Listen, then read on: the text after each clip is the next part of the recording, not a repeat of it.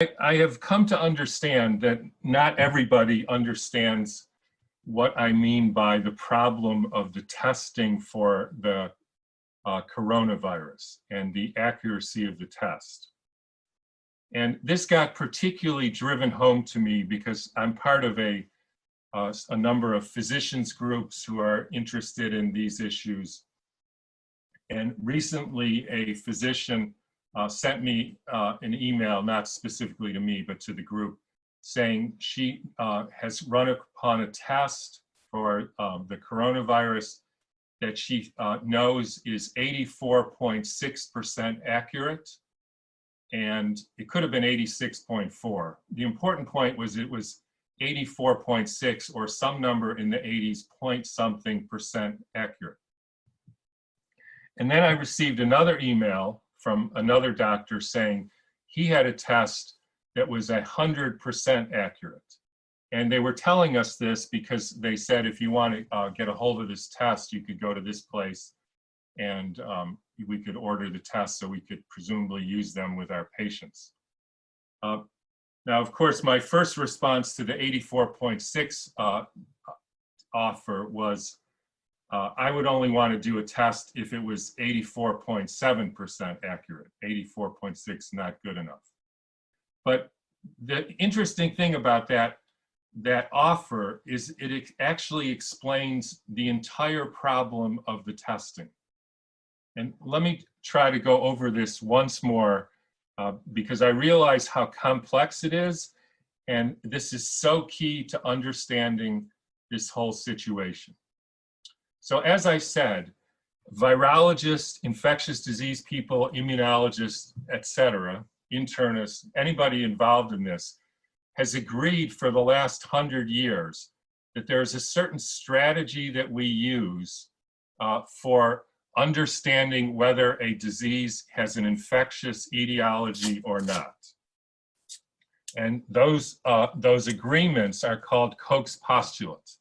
Now, I do know that Koch's postulates have some issues, but that's way too complicated to get into right now.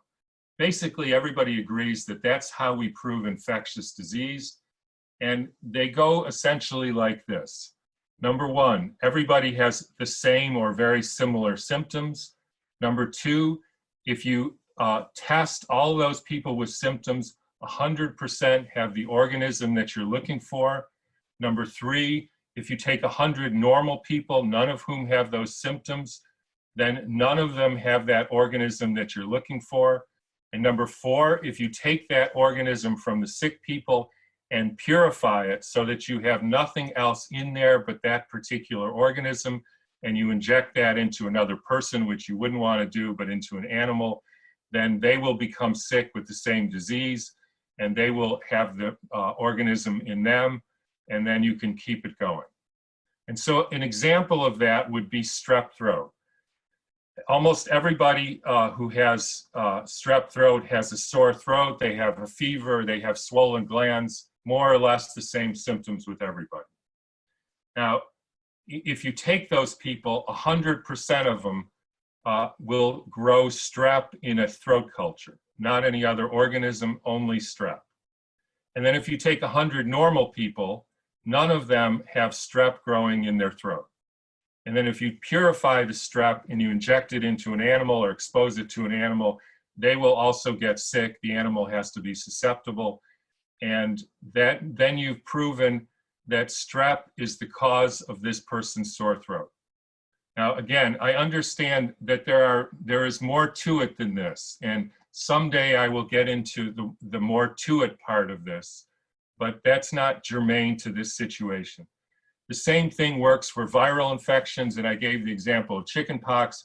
Everybody has more or less the same symptoms.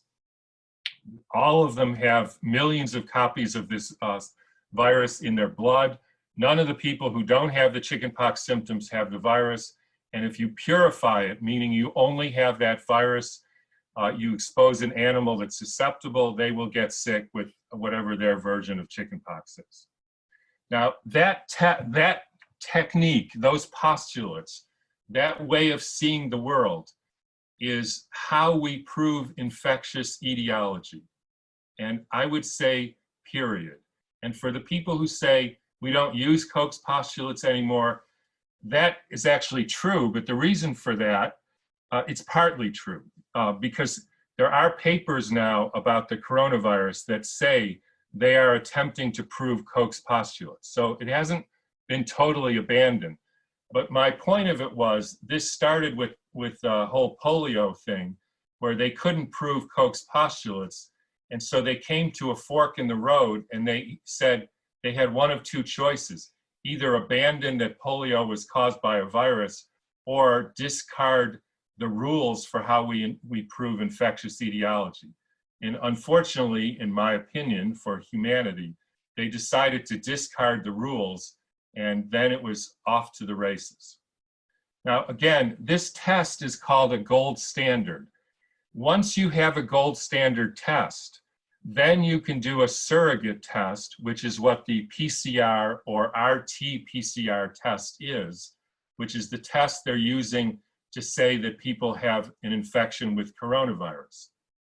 And the way this works is they basically isolate or take a purified virus. They try to find out a unique part of the RNA in this case, and they essentially amplify it. And so then they say, if we can find this unique piece of DNA, that proves that the symptoms, the disease was caused by the coronavirus. But as I've said over and over again, the founder of this test said, you can only do this once you have a gold standard for proving that virus fulfills Koch's postulates. Because here's what happens. So you have people with strep throat, and you prove that their symptoms are strep throat. Then you could take a unique piece of the strep, do this PCR test, and then you could take 100 people with strep throat, and you could do the PCR test, and you would find something like 96, 97, 98 of the 100 have a positive PCR test at the number of cycles that you went through. That tells you that the false negative test is 3 or 4%. So then you know the false negative rate. And then you take 100 people who have no symptoms, and they have a negative strep culture, so you know they don't have strep.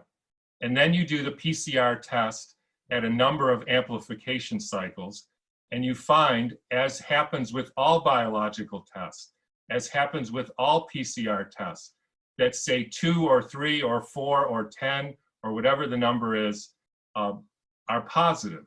That's your false positive rate. The problem here is nobody did the Koch's postulates part. Nobody did 100 or 500 people who have symptoms, have purified coronavirus from them, shown that the coronavirus is not in the normal people, and then put it through an animal and prove sickness.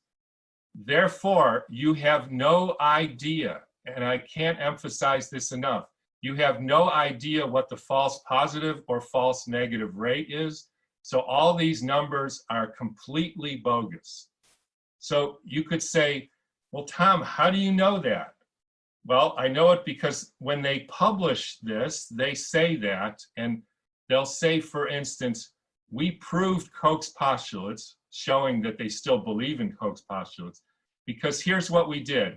We took some snot from somebody who was sick, we incubated that in lung cancer cells, then it produced all these particles, which, as I will talk about in a minute, we know that lung cancer cells, because they're poisoned, they produce these exosomes, which are actually identical to the virus.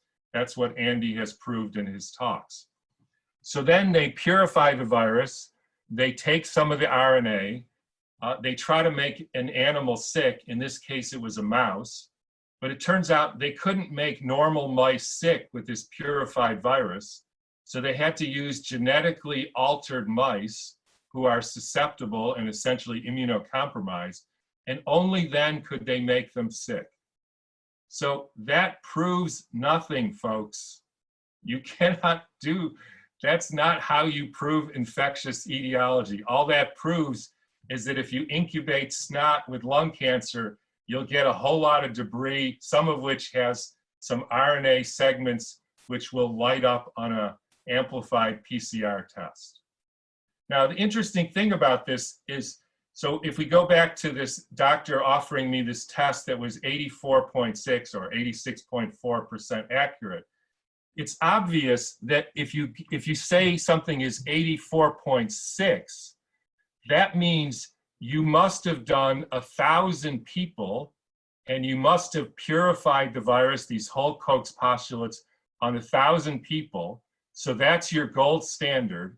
And then you can do the PCR test and find out that it's only negative or only positive in, you have to do both. You have to show the people who are sick, and you get certain people don't light up, that's your false negative. And if certain normal people, certain number of people light up, that's your false positive. But because they never did the first, they never did the gold standard, not only didn't they do it on 1,000 people, because if they only did it on 10 people, then the best you could say is it's 10% or 20%. If they did it on 100 people, the best you could say is it's 93 or 94% accurate. But to say the statement that it's 84.6 means that you must have done this comparison to the gold standard with 1,000 people, which is simply ridiculous. There is no science in this at all.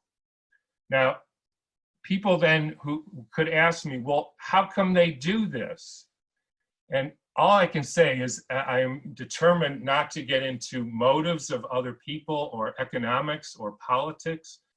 But all I can say is this is exactly the situation with vaccine issues and vaccine research. And here's what I mean by that. Every drug, every medical device that we use, we have a very particular way of finding out how much toxicity, how much side effects there is to this drug or device.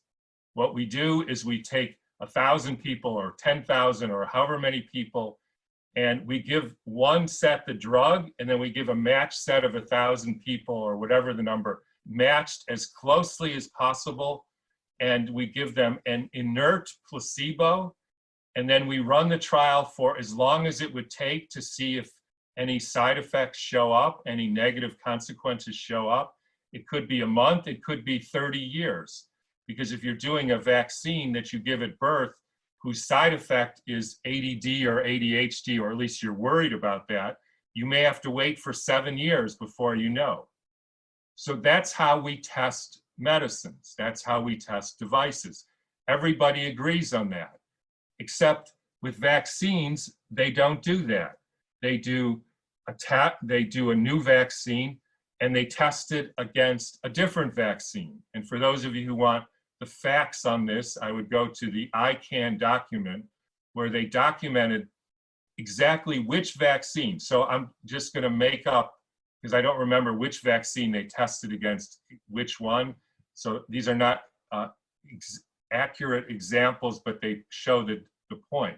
So you test chickenpox against the Hep B vaccine. And then you say, how can you test it against Hep B? And they say, well, we know that Hep B doesn't have any side effects, has no toxicity, therefore we can use it as the control. And then you say, well, how do you know that?